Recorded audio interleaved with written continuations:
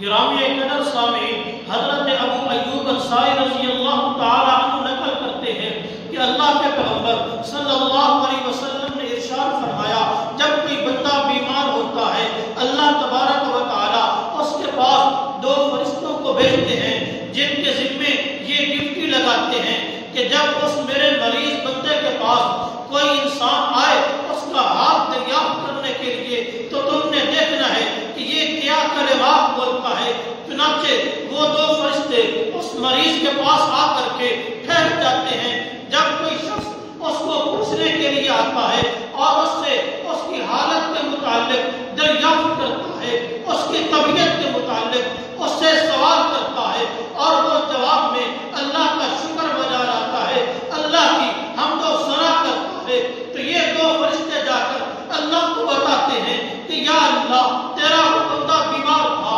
لیکن تب بھی تیرا شکر ادا کر رہا تھا، وہ تیرا بندہ بیمار تھا لیکن تب بھی تیری حمد و ثنا بیان کر رہا تھا۔ تو اللہ تبارک و تعالیٰ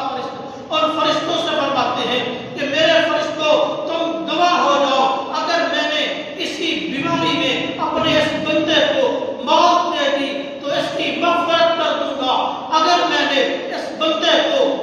عافیت دے دی اور اس کو صحت عطا فرما دی تو اس کے موجودہ گوشت کے بدلے میں بہتر گوشت عطا کروں گا، اس کے موجودہ خون کے بدلے میں بہتر خون عطا کروں گا اور اس کے سب کا تمام گناہوں کو معاف کر دوں گا۔ حضرت عبداللہ بن مسعود کہتے ہیں کہ میں نبی کریم صلی اللہ علیہ وسلم کے پاس گیا، آپ کو بخار تھا، میں نے آپ کو ہاتھ لگایا تو آپ کو بڑا ہی شدید بخار تھا، تو میں نے آپ علیہ السلام سے پوچھا کہ آپ کو باقی لوگوں کی بنسبت دورہ بخار ہوتا ہے؟ آپ علیہ السلام نے فرمایا جی ہاں، تو فرمایا کہ پھر آپ کو اجر بھی دورہ ملتا ہوگا؟ آپ علیہ السلام نے فرمایا کہ جی ہاں، مجھے پھر